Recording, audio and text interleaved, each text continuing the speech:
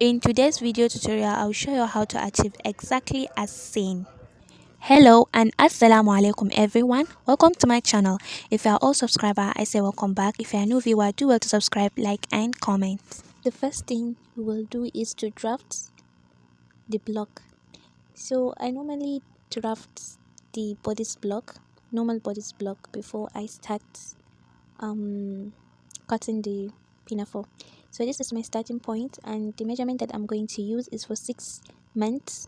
Yes, 6 month old princess, but I will do it in such a way that you can be able to use other size, like from 1 to above year old, but I will try my possible best to give out the measurement accurately for 6 years. Then you will like change.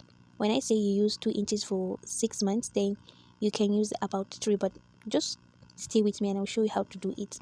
Just like I said, the first thing we are going to do is to draft the bodice block, like when we are going to make a dress. So you start from the shoulder to the child waist, and my own is 6 inches.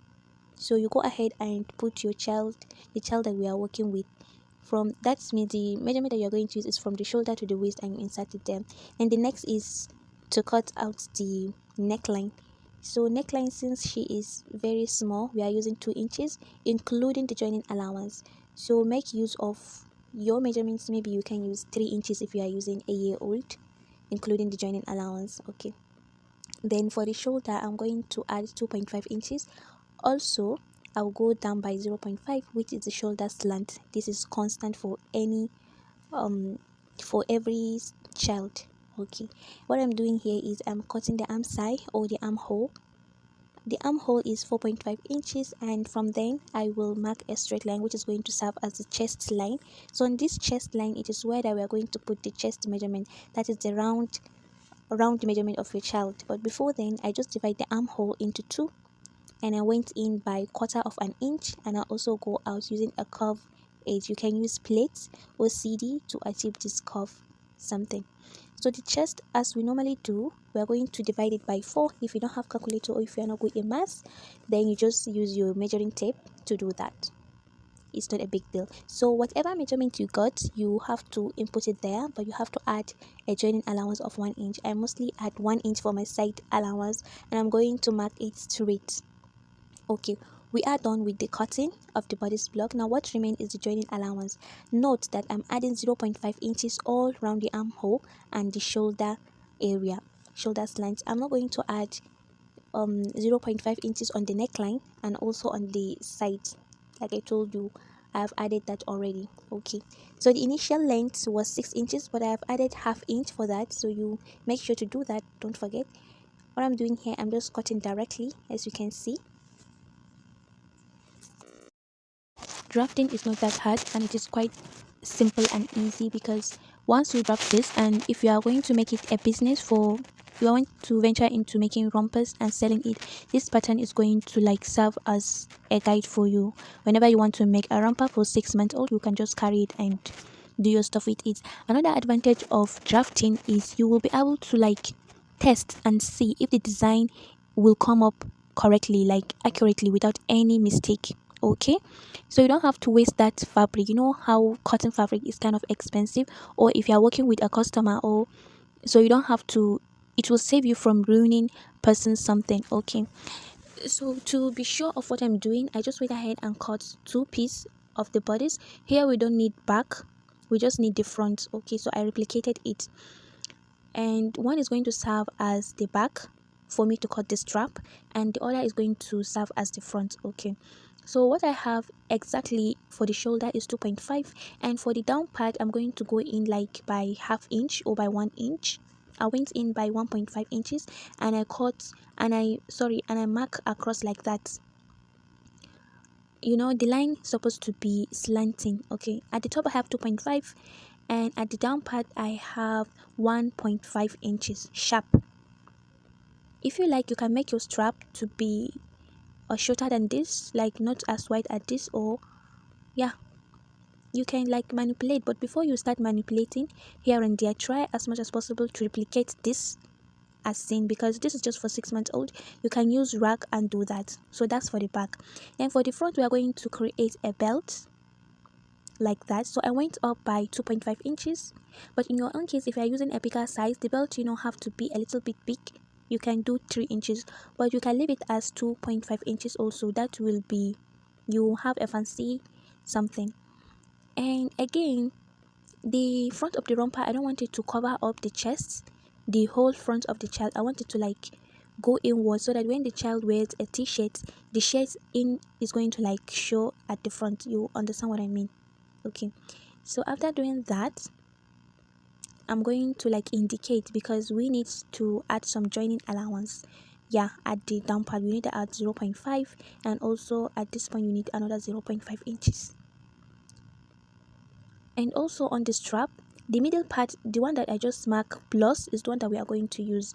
The other two, we are going to dispose them. Okay, if you want your strap to be very long, you can make it 1.5, but if you don't want, you can make it to be 0.5 inches. That also will be enough, like will be very very okay.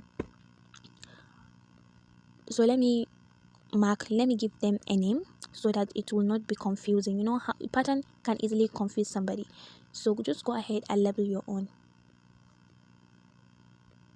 I'm making for 6 months old, and this is a tested and trusted process. You can just keep the pattern and cut out on your main fabric if you are working with 6 months old. But if you are not working with 6 months old, I will advise you to first of all draft before you proceed.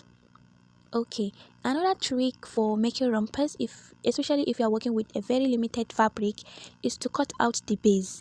In some rompers, the base or the flare length is cutting as just a rectangle, but mine, I'm going to make it like it is going to have a curve, so I'm going to cut a half cycle for that. So the full length is 18 inches, and from the shoulder to the waist is 6.5, so I minus 6.5 from 18 inches, which gave me 12.5. so this cut is going to be 12.5. so I folded my fabric into 4, and I make this cone shape, and the whole fabric, it gives me something around 20 something. So I just like cut out from down part to the top where I have the 12 inches. I just went ahead and mark, and the remaining part, the remaining top, I'm just going to mark like this. The top is going to like make it is going to be enough for me to do some pleats. If you like to make gathers, you can go ahead and make gathers, but I have an aim to achieve a style. It is a pleat. So the corn, you don't have to dispose it, you just go ahead and cut out the front of the pinafore.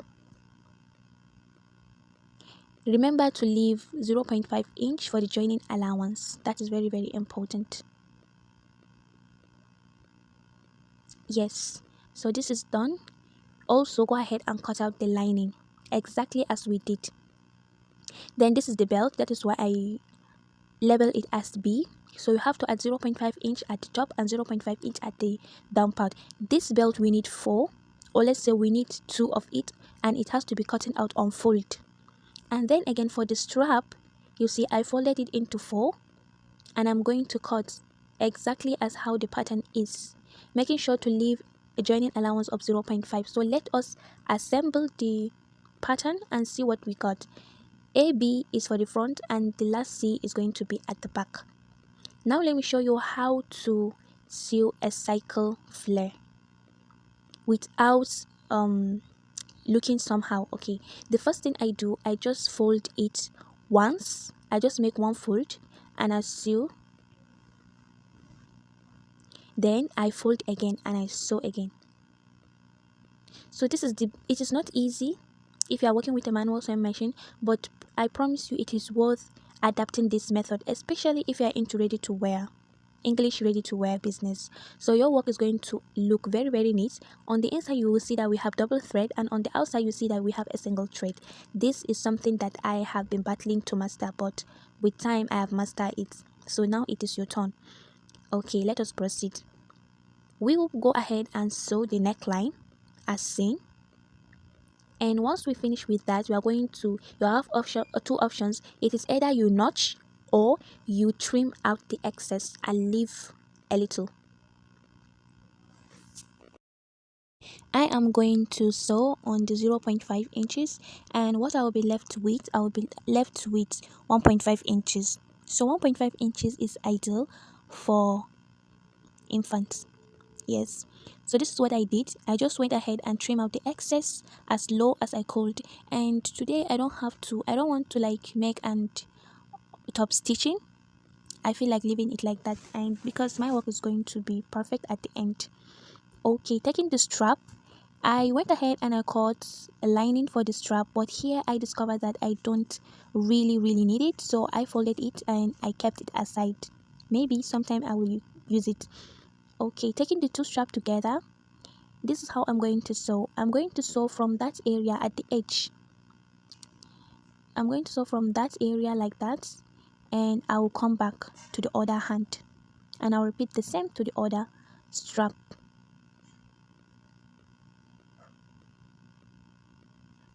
Making it slanty like that is really optional, but if you want to give your work a fancy and a little bit drama, you can make it slanty like that.